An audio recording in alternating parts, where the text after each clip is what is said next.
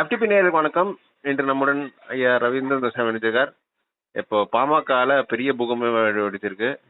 இன்னைக்கு ராமதாஸ் அவர்கள் ஒரு பேட்டி கொடுத்திருக்காரு. அதை பத்தி நம்ம கூட பேசுறதுக்கு ரவீந்திரன் சார் வந்து ஆடியோல இணைஞ்சிருக்காரு. வணக்கம் சார். வணக்கம் வம்சி. என்னதான் சார் பிரச்சனை பாமகல? பாமகவின் கோர் ஓட்டர்ஸான வன்னியர் சமூக வாக்காளர்களுக்கு அன்புமணியும் டாக்டர் ராமதாஸும் அட்ரஸ் பண்ணிட்டு இருக்காங்க.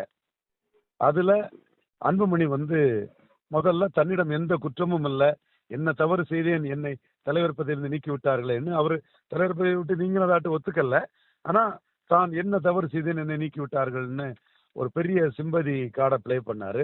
தன்னிடம் எந்த தவறு இல்லாத போது ராமதாஸ் திட்டமிட்டு தன்னை அநீதியாக நீக்கி விட்டார் என்று ஒரு பிரச்சாரத்தை அட்ரஸ் பண்ணிக்கிட்டு அந்த தலைவர் போஸ்ட்ல அவரு இல்லை என்றும் அவர் உறுதிப்படுத்தல. அப்படிப்பட்ட ஒரு டாக்டிக்கல் ஒரு லைன் அவர் எடுத்தாரு.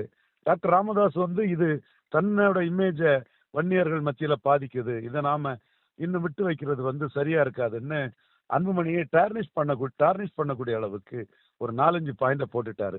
100க்கு 100 சொல்றேன், இந்த அளவுக்கு ராமதாஸ் இந்த ஸ்டெப் எடுப்பாருன்னு நான் நினைக்கல. ஒரு பூனை தன் குட்டிய கௌரவ மாதிரி அப்படி கவிட்டு இருப்பாருன்னு தான் நினைச்சேன். இது பூனை எளிய கௌரவ மாதிரி இந்த இடத்துக்குள்ள ராமதாஸ் ஒரு நகர்வை செய்துட்டாரு. பாயிண்ட் 1, அம்மாவை பாட்டில வச்சு அடிக்க போனாரு. 1. 2வது, மைக்க தூக்கி போட்டது என் முகத்துக்கு மேல தூக்கி போட்டது மாதிரி இருந்தது. 2. 3வது, பெண்ணகரத்துல கட்சியின் மானத்தை காப்பாத்தி 2வது இடம் வந்த ஒரு ஸ்டார் கேண்டிடேட் மணியண்ணனுக்கு மகன் லைக்கா, அதுல இருக்கக்கூடிய தம்பி தமிழ்குமரன், அவர் ஒரு பதவிக்காக புதுச்சேரியில காத்திருந்த போது அவர் வரவே கூடாதுன்னு அவருக்கு எதிராக இது பண்ணி சரி பண்ணிட்டாரு. அது அவரோட குடும்பத்தினர் மனசு, அவரோட மனசு எவ்வளவுக்குள்ள வேதனைப்பட்டிருக்குங்கிற ஒரு தமிழ்குமரனுக்கு ஆதரவான ஒரு கருத்தையும் அங்க முன்வைக்கிறாரு. இது எல்லாத்த விட இந்த இடத்துக்குள்ள டாக்டர் ராமதாஸ் அன்புமணிக்காக செய்த ஒரு பெரிய, அன்புமணிக்கு எதிரா அல்லது அன்புமணியோட அந்த சிம்பதி கிரியேட் பண்ணதுக்கு அவர் பண்ண அந்த மூவுக்கு எதிரா அடிச்ச ஒரு அடி என்னன்னா, ஜெயகுரு அவமானப்படுத்திட்டாரு அன்புமணிங்கிறது. அப்ப இன்னைக்கு ஜெயகுருங்கிறது ஐயா பசும்பொன் முத்துராமலிங்க தேவர் மறைவுக்கு பிறகு கள்ளர், மறவர், அகமுடையார், முக்குலத்தோர்னு சொல்லக்கூடிய அந்த சமூகங்கள் மத்தியில மொத்த ஒரு அடையாளமாக, ஒரு ஐக்கானாக இன்னைக்கு உயர்ந்து நிற்கிறது மாதிரி ஜெயகுரு, மாவீரன் நண்பர் ஜெயகுரு அவர்களும் வன்னியர் சமூகத்துல எந்தெந்த பகுதியில வன்னியர் இருக்காங்களோ அவருடைய அந்தந்த பகுதியிலெல்லாம் 25ஆம் தேதி அவரோட நினைவு நாளுக்கு பசுமன் தேவர் மாதிரி அவருக்கு படத்தையும் வச்சு அந்த ஒரு நினைவு நாளை கொண்டாடக்கூடிய அளவுக்கு ஒரு மிகப்பெரிய வன்னியர் ஐக்கானாட்டு தமிழ்நாடு முழுக்க உள்ள வன்னியர்கள் மத்தியில ஜெயகுரு உருவாயிட்டாரு. அப்படிப்பட்ட ஜெயகுரு வன்னியர் இளைஞர்கள் மத்தியில மிகப்பெரிய சிம்பதி வந்தவரை அன்புமணி அவமானப்படுத்திட்டாருன்னு சொல்றது இன்னைக்கு வன்னியர் இளைஞர்கள் மத்தியில நீங்க அந்த மாநாட்டிலே பார்த்திருக்கலாம். பாமக மாநாடு தான். அந்த மாநாட்டுல ஜெயகுருவுக்கு இருந்த கைத்தட்டல்கள், அன்புமணியை விரக்தியா நீங்க எப்படி யாருமே நான் பேசுறத ரெஸ்பாண்ட் பண்ணலன்னா என்னன்னு பேசக்கூடிய அளவுக்கு விரக்தியா பேசிக்கிட்டு அப்புறம் கைத்தட்டு வாங்குறதுக்கு ஜெயகுருவை பற்றி பேச வேண்டிய சூழ்நிலை வந்தது. அப்ப இந்த இடத்துக்குள்ள ஜெயகுருவை டாக்டர் ராமதாசும் அன்புமணியும் சேர்ந்து அவமதித்து விட்டாருங்கிற ஒரு குற்றச்சாட்டை அவருடைய மகள் விருதாம்பிகையும் மருமகன் சகோதரி மகன் மனோஜும் சொல்லும் போது இவரு எனக்கு அதுல இது இல்லை, குருவை நான் என் மகனா தான் பார்த்தேன், குரு அவமானப்படுத்தினது அன்புமணி ராமதாசன் அந்த வன்னியர் இளைஞர் சொல்றது அன்புமணி ராமதாஸ்க்கு இமேஜை பெருசா அடிக்கும். மற்ற நிகழ்வுகளோட இது அந்த வன்னியர் சமூக இளைஞர்கள் மத்தியில் ஒரு பெரிய ஐக்கானாட்டு கருதப்படுகிற குரு அன்புமணியால் அவமானப்படுத்தப்பட்டாருங்கிறது அன்புமணிக்கு ஒரு பெரிய பின்னடைவு. ஸோ இந்த சண்டைங்கிறது விளையாட்டு சண்டை தான், முதல்ல பூனை தன் குட்டியை கவர மாதிரிப்பட்ட சண்டை தாங்கிற நிலைமையை தாண்டி அன்புமணி வன்னியர்கள் மத்தியில ராமதாஸ் தான் பேடு, நான் குட்டுங்கிற மாதிரி ஒரு இமேஜை பண்ணும்போது இல்ல அன்புமணி தான் பேடுங்கிறது, நான் முழுமையான வன்னியருக்கு உறுதியானவங்கிறதை காட்டக்கூடிய அளவுக்கு ஒரு ஸ்டெப் போயிட்டுங்கிறது தான் உண்மை. இது அப்ரோச்மெண்ட் ஆகலைன்னா பாட்டாளி மக்கள் கட்சியை பாதிக்கும். அது அப்ரோச்மெண்ட் பண்றதுக்கு கட்சிக்காரங்களும் 2 பேருக்கும் இடையில நியாயமா செயல்படக்கூடியவர்களும் முயற்சி பண்ணுவாங்க. என்றாலும் டேமேஜ் இதுல அதிகமா இருக்குதா தான் நான் பாக்குறேன். சார், நீங்க போன வாட்டி இந்த டிஸ்கஷன் வரும்போது நம்ம பாமக ஒரு தோல்வி வளையத்துல இருக்கு கட்சி, ஸோ ஒன்னாதான் இருக்க பார்ப்பாங்கன்னு நீங்க சொன்னீங்க. பட் அதுக்கப்புறமும் இந்த மாதிரி ஸ்பிரிட்டை நோக்கி போற மாதிரி தெரியுது. இது எப்படி பாக்குறீங்க? ஸ்பிரிட்டை நோக்கி போனா தோல்வியடைந்த கட்சியோட ஸ்பிளிட்டுங்கிறது பாதிக்கும். அதைத்தான் நான் வந்து அதிமுக ஸ்பிளிட்டையே நான் சொன்னேன். இது தோத்து போன கட்சியோட பிளவுன்னு சொல்லும் போது 33% வாக்கு வந்து 20% ஆயிடுச்சு. 13% குறைஞ்சு போச்சுன்னா தோத்து போன கட்சியில் உள்ள பிளவு. பிளவுபட்ட ஒரு குரூப் 19 இன்னொரு குரூப் 1 தான் எடுத்துன்னு சொன்னா 13% வாக்கு வெளியேறி போச்சு. ஆனா இந்த கட்சி வந்து பிளவுபட்டா வந்து அந்த 33% தோல்வியடைந்த கட்சியின் பிளவுக்கே இந்த கதின்னா இந்த 4-5% பலம் கொண்ட இந்த கட்சி பிளவை சந்திக்கும்னு சொன்னா கண்டிப்பா 2 ஃபேக்ஷனுமே தாக்கு பிடிக்க முடியாத ஒரு நிலை ஏற்பட்டு அந்த கட்சி வந்து 10-11 அத்தோட இது ஒண்ணுங்கிற அந்த நிலைமைக்கு போகும்.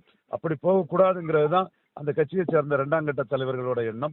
நீரடித்த நீர்வளவு ஐயா பழக்கற்பையா எழுதின லெட்டரை டாக்டர் ராமதாஸ் படிச்சாருன்னா இதை தொடர்ந்து நீரடித்த நீர்வளவு என்ற இந்த கருத்தை முதல் நான் தான் சொல்லிட்டு இருக்கிறேன். அதை அவங்க உணர்ந்து ஒற்றுமையா இருக்கிறதா அந்த கட்சிக்கு பலம். தோற்ற கட்சி, படுதோல்வியில இருக்கக்கூடிய கட்சி, தொடர் தோல்வியில இருக்கக்கூடிய கட்சி பிளவுபட்டா பேரமும் பேச முடியாது, எதுவும் சரியா நடக்காது. மிகப்பெரிய பின்னடைவு அந்த கட்சி சந்திக்கும். அந்த ஆபத்துல இருந்து அந்த கட்சியை காப்பாற்றுறதுல தான் எதிர்காலம் அன்புமணின்னு சொல்றாங்க. அன்புமணிக்கு எதிர்காலமே அதுலதான் அடங்கி இருக்குது.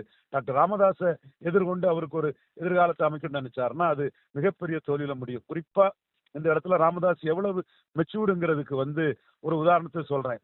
அந்த வண்ணார், நாவிதர், குயர் போன்ற சமங்களுக்காக நாம் போராடி கொண்டிருக்கும் போது வந்து அன்புமணி தேவையில்லாம அந்த சமங்களுக்கெல்லாம் எண்ணிக்கையில் அந்த சமங்களோட உணர்வை மிதித்து செயல்பட்டது மட்டுமல்ல, என்னையும் புரோக்கர்ன்னு சொல்லும் போது டாக்டர் ராமதாஸ் என்ன அவனை தெரியும், எந்த அளவுக்கு அவன் நேர்மையான ஃபைட்டர்னு தெரியும், அதை பற்றி பேசாத என்ன அன்புமணியை தடுத்தாருன்னு சொன்னா ராமதாஸ் ஒரு முதிர்ந்த அரசியல்வாதி.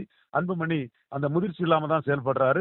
இந்த களம் பிளவு என்ற சூழலை வந்து போச்சுன்னா அது நஷ்டம் அன்புமணிக்கு வந்து பெரிய அளவுல இருக்கும். சார், ஆனால் அன்புமணியோட தலைமையை இப்போ வந்து பண்புறது தொடர்ந்து எல்லாரும் கொஸ்டின் பண்ற மாதிரி தான் இருக்கு. நீங்க ராமதாஸ்க்கு இருந்த கிளவுட் வன்னியர்கள் மத்தியில் அன்புமணிக்கு கிடையாது. ஸோ அப்படி இருக்கும்போது அன்புமணி ஒரு சில நடவடிக்கைகளே அந்த கட்சி வீழ்ச்சிக்கு காரணம் தானே ராமதாஸ் சொல்ற மாதிரி. இல்ல, Anbumani reflected glory of Ramadoss. ராமதாஸின் புகழின் பிரதிபலிப்பு தான் அன்புமணி. ராமதாஸ் இல்லைன்னா அன்புமணி இல்ல. அவர் வந்து எனக்கு முத ப்ராமிஸ் பண்ண ராஜ்யசபா சீட்டை தான் அன்புமணிக்கு கொடுத்தாரு. அது அவரு கட்சி நிலைத்து நிற்கிறதுக்கு அன்புமணி தான் சரியா இருக்கும். மகன் அரசியலுக்கு வந்த பிறகு அது சரிங்கிற முடிவு எடுத்திருக்கலாம். மந்திரி பதவி அவர் தான் வாங்கி கொடுத்தாரு. இப்படி ஒவ்வொரு கட்டத்திலும் அன்புமணியை வளர்த்தது டாக்டர் ராமதாஸ் தான். ஆனா ராமதாஸுக்கு இன்னைக்கு என்ன இருக்குதுன்னா கூட்டணி பேரம் அது இதுல ஒரு தில்லா நின்று உழைச்சி இந்த கட்சியை ஒரு கார்டு பார்கெயின் பண்ணதுக்கு ஒரு திறமையற்றவராட்டு அன்புமணியை பாக்குற மாதிரி தான் தெரியுது. ஈஸியா மற்ற கட்சிகள் அவரை ஏமாத்தி போடுவாங்கங்கிற அடிப்படையில தான் அன்புமணிக்கு வந்து ஒரு ப்ரொடெக்ஷன் ஆட்டு முகுந்தனை கொண்டு வந்தாரு டாக்டர் ராமதாஸ். ஜெயகுருவை அன்புமணிக்கு ஆதரவா ராமதாஸ் செட் பண்ணி வழி நடத்தின மாதிரி ஒரு இடத்துக்குள்ள முகுந்தனை கொண்டு வர பார்த்தாரு. அன்புமணி இன்செக்யூரா ஃபீல் பண்றதுனால முகுந்தனால தனக்கு ஆபத்து வருங்கிற எண்ண அடிப்படையில அதை முழுக்க ஏற்றுக்கொள்ள மாட்டேங்கிறாரு. ஸோ முகுந்தனை ஏற்றுக்கொள்ளாம இதுல ஒரு பெரிய பிளவை ஏற்படுத்தினா மொத்தத்துல அது வந்து நஷ்டத்தை ஏற்படுத்தும். எதிர்காலமே அன்புமணின்னு சொல்லக்கூடியவங்களுக்கு டாக்டர் ராமதாஸை எதிர்த்தா அந்த எதிர்காலமே கேள்விக்குறியாயிரும், சூன்யமாயிடும்ங்கிறத உணரணும். அன்புமணியை சேர்ந்த பொறுத்தவரையில அவருடைய மாமனார் வந்தவாசி கிருஷ்ணசாமி எம்பி ஒரு தன்மையான மனிதர், அரசியல் நகர்வுகளை தெரிந்தவர். அவர் அட்வைஸ் பண்ணி ராமதாஸை எதிர்த்து போறது வந்து எந்த வகையிலும் உனக்கு லாபத்தை கொடுக்காது என்ற கருத்துக்களை சொல்லி ராமதாஸின் டிக்டேட் கட்டளைகளுக்கு ஏற்றுக்கொண்டு அன்புமணி இண்டியூரன்ஸோட செயல்படுவதுதான் அவருடைய அரசியல் எதிர்காலத்துக்கு நல்லது. அல்லது 26 பாமகவின் நிலைமை படு மோசமாகிவிடும். சார், இப்போ வந்து 2024 யாருடன் பாமக கூட்டணின்ற கொஸ்டின் வரும்போது பல சொல்ற கருத்து வந்து அன்புமணி தேசம் தான் பாஜகவோட போறது, ராமதாஸ் அதிமுக தான் போக விரும்பினாரு அப்படின்ற ஒரு தியரி சொல்றாங்க. இது ஒரு உண்மையா இருக்கும் பட்சத்தில் அப்ப அதுவே ஒரு ரீசனுக்கான இந்த கான்ஃபிளிக்ட்கான ஒரு ரீசனா இருக்குமா? டாக்டர் ஐயா மனச்சாட்சிக்கு நான் கேள்வியை வைக்கிறேன். இன்னைக்கு அவரு ஊடகத்துல 90% பாஜக எதிர்ப்பாளர்கள் குவிந்து கிடக்குறாங்க. இன்னைக்கு அன்புமணியோட ஃபைட் பண்ணும்போது ஊடகத்தில் உள்ள பாஜகவின் எதிர்ப்பாளர்கள் ஆதரவு வந்து கருத்துருவாக்கத்துல தனக்கு கிடைச்சா லாபம் என்ற அடிப்படையில் இந்த கருத்தை சொல்றதாட்டு நான் கணக்கு போடுறேன். ஏன்னா 2009 அதிமுக கூட்டணியில 2 லட்சம் 1.5 லட்சம் ஓட்டுல தான் பாமக தோல்வி அடைஞ்சது.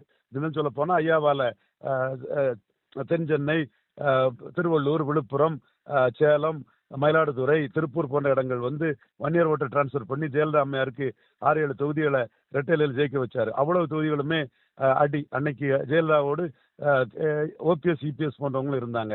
அப்புறம் இரட்டை தலைமையா 2 பேரும் சேர்ந்து இது மாநில உரிமைகளுக்கான கூட்டணின்னு அமித்ஷாவே மதிக்காம ஒரு கூட்டணி அமைச்ச போது 7+1 வாங்கி 7 அடி. ராஜ்யசபாவை சொன்ன வாக்குப்படி இபிஎஸ் ஓபிஎஸ் கொடுத்துட்டாங்க. ஆனா 7 தோல்வி அடைஞ்சாங்க. அதிமுக அனைத்து தொகுதியிலும் தோல்வி அடைந்தாங்க. 2021 சேலம், தருமபுரி தவிர அனைத்து இடங்கள்லயுமே தோல்வி. 4+1 மயில் 5 தான் ஜெயித்தாங்க. அதே அடிப்படையில் தான் டாக்டர் ராமதாஸ் சொன்னாரு, தனிச்சே 4 ஜெயிச்சோம், கூட்டணியில 5 தானே ஜெயித்தங்கிறத சொன்னாரு. தனிச்சு போட்டிங்கிறதையும் தன்னுடைய எதிர்ப்பு வாக்கள் சிதறுவதுதான் தங்களுக்கு லாபம் என்ற அடிப்படையிலும் உள்ள வீகம் தான் சரியா இருக்கும் என்பதைத்தான் டாக்டர் ராமதாஸ் அதில் குறிப்பிட்டாரு. 10-15 நாளைக்கு முன்னாடி அதை குறிப்பிட்ட டாக்டர் ராமதாஸ் இன்னைக்கு வந்து அதிமுகவோட கூட்டணி போயிருந்தா நாம 3 ஜெயித்திருப்போம், அவங்க 6 ஜெயித்திருப்போம்னு சொல்றது வந்து அது ரெஸ்ட்ராஸ்பெக்டிவா ஒரு கருத்தை சொல்றதான் பாக்குறேன். அந்த கருத்துல பாஜக எதிர்ப்பு, ஊடகவியலாளர்களோட ஆதரவு தனக்கு கிடைக்கும்னு அன்புமணிக்கு எதிரான போட்டியில் அந்த ஊடகத்தின் ஆதரவை பெறுவதற்கு தான் பாஜக மீது அந்த பழியை போடுறதா நான் கருதுறேன். அதே நான் வந்து லாஜிக்கா கேட்கிறோம்னா, அதிமுக பாஜக கூட்டணியில 7+1 பாமக வாங்கிச்சு, 5 சீட்டு தான் பாஜக நின்னாங்க. அப்படி இருக்கும்போது 5 வருடத்துல என்ன பெரிய மாற்றம் ஏற்பட்டு விட்டது? அண்ணாமலையோட அதிரடி அரசியல்ல 19 இடங்கள்ல தாமரை, அதுவும் கூட்டணி கட்சிகள் மூலமா 23 இடங்கள்ல தாமரை. அந்த 4ஐயும் தவிர்த்து பார்த்தா 19 இடங்கள்ல தாமரை நிற்கும் போது வெறும் 10 இடங்கள்ல மாம்பழம் சின்னம் நிற்கிறதுக்கு டாக்டர் ஐயா இப்படி அனுமதித்தார். இது வந்து நான் உறுதியா சொல்றேன், 2009ஆம் ஆண்டு மூப்பனாரை மக்களவையில கேப்டன் விஜயகாந்த் மக்களவையில கூட்டணி வேண்டாம், தனிச்சு நின்று அவர் தோல்வி அடையட்டும், 2011 சரண்டர் ஆகட்டும் ஜெயலலிதா நினைச்ச மாதிரி 1999ஆம் ஆண்டு மூப்பனாரோட கூட்டணி வேண்டாம், தனித்து நின்று அவர் தோல்வி அடையட்டும், 2001 சரண்டர் ஆகட்டும் நினைச்ச மாதிரி தனிச்சு நின்று பாமக தோல்வி அடையட்டும், தோல்வி அடைஞ்சால் 2026 சரண்டர் ஆவார்னு தான் டாக்டர் ராமதாஸ், எடப்பாடி பழனிசாமி டாக்டர் ராமதாஸுக்கு எதிராக கணக்கு போட்டு காய் நிறுத்தினார். 3 சீட்டு டாக்டர் ராமதாஸ் சொன்ன மாதிரி ஜெயித்திருந்தா கண்டிப்பா 2026 அன்புமணி முதல்வர்னு டாக்டர் ராமதாஸ் களம் கண்டிருப்பாரு. இதை பிரியம் பண்ணதுக்கு தான் எடப்பாடி பழனிசாமி தரப்புல இருந்து நல்ல ஆஃபரும் நல்ல சீட்டுகள் ஆஃபரும் கிடைக்கல. இந்த நுணுக்கமான உண்மை கண்டிப்பா சொல்றேன். டாக்டர் கூட ஃபாலோ பண்ணுங்கிற அடிப்படையிலும் முக்கால அரசியல் உணர்ந்த ரவீந்திரன் துரைசாமி அரசியல் ஆலோசனைகளை உருவாக ஏற்றுக்கொள்ள கைப்பட டாக்டரால பாராட்டு பெற்று அவரே எனக்கு எழுதி தந்த அளவுக்கு நான் அரசியல் நுணுக்கங்கள் தெரிஞ்ச அடிப்படையிலும் செல்ஃப் ரியலைசேஷனோட சொல்றேன். 2024 எடப்பாடி பழனிசாமி டாக்டர் ராமதாஸுக்கு take it or leave it offer தான் கொடுத்தாரு. கூட்டணியை விட்டு அவரு விலகி நின்று தோற்கட்டுன்னு தான் நினைச்சாரு. இப்போ பார்கெனிங்காகவும் மீண்டும் திமுக அணி ஹவுஸ்ஃபுல் என்ற சூழ்நிலையிலும் எடப்பாடி ஆப்ஷனை க்ளோஸ் பண்ண முடியாது என்ற அடிப்படையிலும் அதிமுக இருந்தால் 3 நாங்கள் ஜெயித்திருக்கலாம், அவர்கள் 6 ஜெயித்திருக்கலாம் என்ற ஒரு கருத்தை டாக்டர் ராமதாஸ் கூறுகிறார். அரித்மெட்டிக் படி அந்த கருத்து சரிதான். ஆனால் கெமிஸ்ட்ரி படி 19 ஜெயிக்கல, 9 ஜெயிக்கல என்பதும் டாக்டர் ஐயாவுக்கு மனச்சாட்சிக்கே தெரியும். யாரும் மறுக்கவோ மறைக்கவோ முடியாத உண்மை இது. நம்ம பார்ப்போம் எப்படி போகுது இந்த இஷ்யூன்றது நம்ம பார்ப்போம். மீண்டும் நேரில் சந்திச்சு டீட்டெயிலில் பேசலாம் சார். தேங்க்யூ. நன்றி வம்சி, நன்றி.